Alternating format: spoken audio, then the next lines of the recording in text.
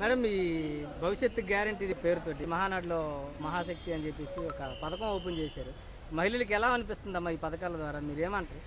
నన్ను నమ్మండి అని చెప్పుకోవట్లేదు, భవిష్యత్తు గ్యారంటీ అని చెప్తున్నారు. అంటే భావితరాల పిల్లల కోసం భవిష్యత్తు గ్యారంటీ అనేది చెప్పడమే తప్పితే నమ్మండి అన్నవాడు దొంగోడై ఉండాలి. నన్ను నమ్మండి అని చెప్పుకొని నేను నమ్మాలి అంటే నా స్టిక్కర్ వేసుకొని ఇచ్చేసుకోవాలి. ప్రజలు నమ్మాలంటే వాళ్ళు పెట్టుకోవాలి. నీ స్టిక్కర్ వేసుకున్నావు అంటే నువ్వు దొంగోడివి. కానీ ఇక్కడ మాత్రం భవిష్యత్తు గ్యారంటీ అన్నారంటే మీ పిల్లల భావితరాలకి భవిష్యత్తు గ్యారంటీ అని చెప్పడం. మహాశక్తిలోని మహిళకి ఎంత విలువిచ్చారో చూడండి ఒకసారి. 18 ఏళ్ళ నుంచి 59 ఏళ్ళ వయసు వరకు 1500 రూపాయలు ఇస్తున్నారు. అంటే 18 ఏళ్ళ నుంచి, అంటే ఇక్కడ ఇంటింటికి 10,000 50 సంవత్సరాలకి అంతా సృష్టించి నీకు కరెంట్ ఎక్కువ వచ్చింది, నీకు యూజర్ ఛార్జెస్ ఎక్కువ ఉన్నాయి, నీకు కారు ఉంది, ల్యాండ్ ఎక్కువ ఉంది, ఇలాంటివి ఏవి పెట్టకుండా 18 ఏళ్ళ నుంచి 59 ఏళ్ళ వయసు వాళ్ళకి 1500 అంతే. నీకు రేషన్ కార్డులో ఉంటే చాలు.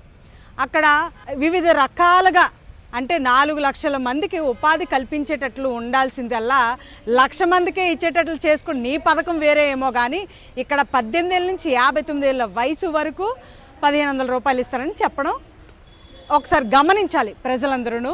ఇందులో ఏ మాయ మంత్రాలు మతలబో చేసుకున్నటువంటి 44 మంది సలహాలు ఇచ్చేటువంటి నీచ నికృష్టులు లేరు. మా ఒక్క నారా చంద్రబాబు నాయుడు గారు చాలండి. ఆయన బొర్రే ఒక చిప్పు కంప్యూటర్. ఆయనకు వచ్చిన ఆలోచనలతో మాత్రమే సాగుతుంది తప్పితే ఈ 44 మంది నీలాగా వేస్ట్ గాళ్ళు అయితే మా దగ్గర సలహాదారులు లేరు. కాబట్టి ఇంత మంచి పథకాలు మా చంద్రబాబు నాయుడు గారు ప్రవేశపెట్టారు. పథకం కింద 15,000 రూపాయలు సంవత్సరానికి ఇస్తున్నారు కదా, ఎంతమంది పిల్లలు ఉంటే అంతమందికి ఇస్తా ఉంటారు. ఇది ఎలా ఉండబోతుంది? ఇప్పుడు మాయగాడు ఇంట్లో ఎంతమంది ఉంటే అంతమందికి ఇస్తానని చెప్పి ఒక్కలకే ఇచ్చేటటువంటి నీది వేరా. తల్లికి వందనం అంటే తల్లికి ఎంతమంది పుడితే అంతమంది పిల్లలు అనమాట. ఇప్పుడు తల్లికి 2 పుట్టినా నువ్వు ఒకరికే ఇచ్చావు, అక్కడ సమన్వయం చేయలేదు. ఇక్కడ తల్లికి 3 పుడితే 3కి ఇస్తానని చెప్పడం తల్లికి వందనం అని అంటారు. అంతేగాని అమ్మఒడి అని చెప్పి అమ్మకి ఎంతమంది పిల్లలు పుట్టినా ఒక్కడికే ఇస్తానని చెప్పి నీ పథకం ఎక్కడ, తల్లికి వందనం అని చెప్పుకునే నా పథకం ఎక్కడ అని చెప్పుకుంటున్నాం. ఈ మహిళలకి పెద్దపీట వేసిన దానిలోనే పథకం కానీ ఉచిత బస్సు సౌకర్యం పెట్టారు. ఇప్పుడు ఆడపిల్లలు ఎక్కడ తిరిగినా ఫ్రీ అని, ఇది ఎలా అనిపిస్తుందమ్మా? ఆడపిల్లలకి రక్షణ లేని చోట బస్సులోని వెళ్ళడానికి ఉచితంగా ఇవ్వడం అనేది చాలా అరుదుగా చూస్తాం మనం. ఎందుకంటే ఈరోజు 10 రూపాయల ఛార్జీని పెట్టి 30 రూపాయల ఛార్జీని చేయడం కన్నా ఈ 10 రూపాయల ఛార్జీ ఫ్రీగా అసలు ఎటువంటి ఛార్జ్ లేకుండా ఆడపిల్లలకి రక్షణగా బస్సులోని ఫ్రీ ఉచితంగా తిరగడానికి ఒక అవకాశం కల్పించడం ఎంతకన్నా ఏం కావాలండి చెప్పండి. ఒక ఆడపిల్ల ఒక కాలేజ్కో స్కూల్కో లేకపోతే దేనికైనా వెళ్ళడానికి దానికి ఎంత డబల్ ఛార్జ్ అవుతుంది చెప్పండి. కాబట్టి ఈ ఆడపిల్లకి ఇచ్చే బస్ ఛార్జీ ఫ్రీగా అన్నది చాలా అంటే చెప్పలేని ఆనందం వచ్చింది నాకు.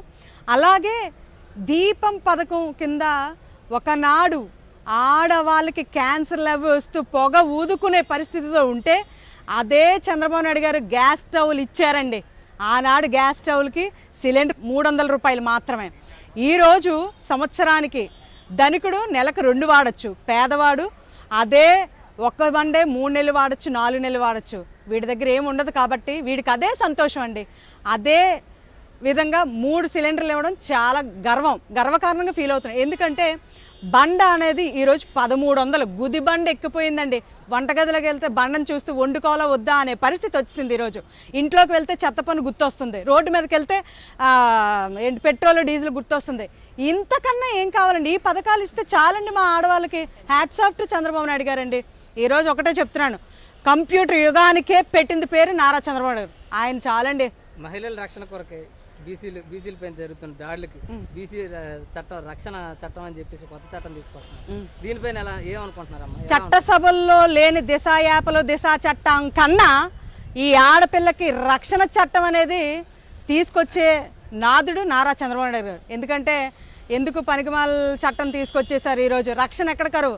ఈరోజు గంజాయి డ్రగ్స్కి బలైపోతున్నారు ఆడపిల్లలు. ఈరోజు మానభంగాలు, అత్యాచారాలు, రేపులు, మర్డర్లు, ఇలాంటి యుగంలోని ఈరోజు ఈ రక్షణ చట్టం వస్తే గనక, ఈ బీసీ రక్షణ చట్టం కనుక వస్తే గనక నిజంగా వేలాది మంది ఆడపిల్లలకి మంచి భవిష్యత్తును ఏర్పాటు చేయడమే ఈ రక్షణ చట్టం అని మేము భావిస్తున్నాం.